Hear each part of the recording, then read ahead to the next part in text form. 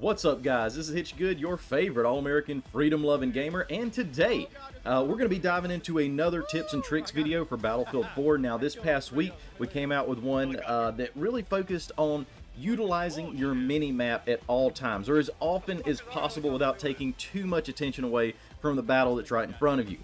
We saw that utilizing the mini-map as much as we can keep us on a longer kill streak. It's going to keep us alive longer, knowing where our enemies are, but you're not always going to be able to look at your mini-map all the time. So therefore, instead of just looking for people to shoot, there's also going to be a lot of environmental effects in Battlefield 4 that we're going to talk about today. A lot of these are visual, some of them are sound. That's important to play with a headset so you can tell what direction those sounds are coming from. But today, we're mostly going to look at the visual effects. Looking at ricochets off walls, we're going to be looking at muzzle flashes as well, and just keeping your eye trained not just to look for enemy soldiers, but to also identify threats through environmental clues and things that the game gives you through that. So guys, I hope you enjoyed this. I hope you do enjoy it.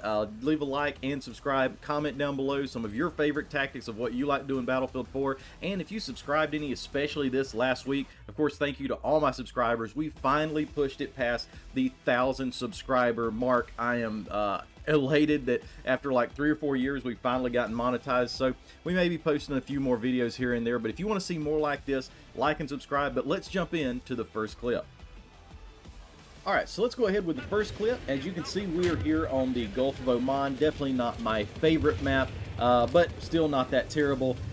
We're here defending the C flag, and as you can see, I'm wanting to take these two guys out. I've got someone behind me, and I have to take him out real quick before I can advance on the third guy and successfully defend the C flag. Now, what we're going to do here is look at some of the environmental effects that kind of were able to clue me into the fact that there was someone behind me, and by doing that and utilizing some of these environmental effects that aren't just using your screen down here, your map, we're going to have longer kill streaks, we're going to die less, we're going to live longer, and we're going to help our team out a lot more. So let's break this down just a little bit. Obviously, I'm trying to keep these two guys from taking the C flag. They're coming in, they're running for cover. Luckily, I get one of these guys, and maybe in this instant, it might not have been the greatest idea to take a shot, but I'm kind of already on the mini-map, so and we're in the heat of battle, and I do take a couple pot shots at this guy. So ultimately, I start running across because I don't have a good head glitch. I don't have a lot of good cover on this side, and the ACWR does pretty well up close. So by closing that distance, chances are most people who load into this map, a lot of them are going to have a little bit longer range weapons, so I'm thinking the ACWR is going to do a little bit better job up close. So I'm going to try to close that distance. But in doing that, we got a couple environmental clues here. Now, the first time that I see something, there's a little puff of smoke on the ground.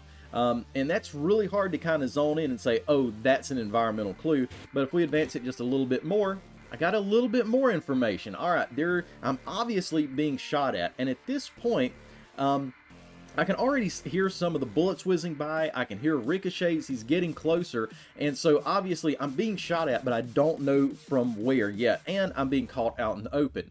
Luckily, this guy isn't peeking. If he did, he's already on the mini-map. He's already been spotted. There's probably going to be a little orange triangle above his head signifying that he's peeking out. And I'm also not seeing any muzzle flashes in any of this area.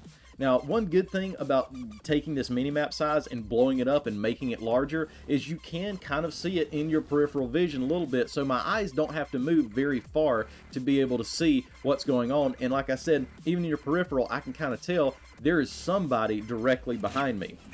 Now, I probably don't realize that just yet at this point. As you can hear the ricochets, I've got another report right here. Fortunately, this guy is an absolutely terrible shot, but it allows me to swing on him, get a quick headshot, take him down, and successfully defend the C flag. Had I not taken into account those environmental clues, I would have gotten shot in the back and ultimately failed for myself and for my team. Let's move on to the next clip. Alright, so here we are on Giants of Corellia. We are attacking the C flag. I love running around in this close quarters match on this map. And you'll notice whenever I turn around, I will be looking down here.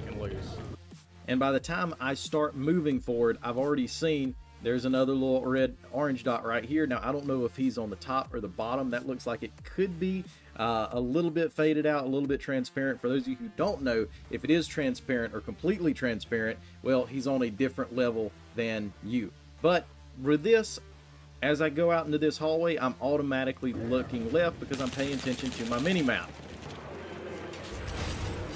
And that's how you get an MP7 battle pack. Fun. Ultimately, we're going to spot if we can. Eat that guy up. Him up. Shoot the Drio. Now, as I turn around, I can hear somebody shooting at my friend. I hear bullets whizzing by behind me, but I don't know if this guy is down below and coming this way or if he's up here in the doorway. But if we use a little bit of environmental storytelling, we can easily see exactly where he is. And of course, this could be the difference in life or death and me continuing my kill streak, whether I aim low or aim high. You can see right here, my buddy's getting hit, and you obviously see this very bright muzzle flash down here. Therefore, I aim a little bit high. I think I get assist on that and one more kill, but that allows me to keep going through the rest of this, get another kill, and keep moving forward for my team. Alright, so now let's look at another instance where environmental clues helped save my butt. Now here I'm here on Operation Outbreak, which is absolutely one of my favorite maps. This is a community-made map, and it is definitely awesome. So I can already see on my mini-map the majority of my enemies are in front of me, but now because I'm on the mini-map, they see me, they're coming towards me. I gotta take this one extra guy out. Now during this time, I kind of think, alright, my guys have calmed everything down. I'm looking, there's smoke over here, so I've got a little bit of cover from the other ones that I had seen, the other enemies I had seen across from me. But at this particular moment, of course, you can't look at your mini-map all the time. You have to switch back and forth. But what really clued me off here was this big flash of yellow. And there's no blue name tag above their name. There's no green name tag above their name, so therefore it must be an enemy. So instead of trying to go get this revive, I automatically start firing into these bushes, and guess what? It gets me a double kill, which is excellent. And always revive your teammates. Alright guys, so there you have it. These are just a couple examples that I happened to record where I noticed that, you know, things were popping out to me in the environment that wasn't the obvious soldier that I needed to shoot. It wasn't just utilizing my mini-map, but there were other environmental factors that jumped out to me, such as dust being kicked up, or hearing something on one side or the other, or looking for a muzzle flash. This kind of stuff is really going to clue you in on where to look. And if you're looking somewhere first, you know, with Battlefield 4, a lot of these guns can be very equal. You know, some of them have greater strengths than others, but there really doesn't seem to be a pure meta in Battlefield 4, which is a good thing. But that often means that a lot of the 50-50 gunfights that you're going to get into, well, that's kind of what it is. It's a 50-50 gunfight. So if you can eliminate those as much as possible by getting the drop on your enemy, knowing where they are, or having an idea of where they are, you know, before they see you, guess what? That's going to give you the advantage. And most of the time that I get kills in Battlefield 4, it's because the enemy doesn't know I'm there. You'll probably notice the exact same thing when you get killed. It's from someone that you weren't even looking at, if it doesn't involve being in a 50-50 gunfight. So that being said, I hope y'all enjoyed this. Next time you hop on Battlefield 4, which I hope you do, help keep this awesome game alive, just look for things, you know.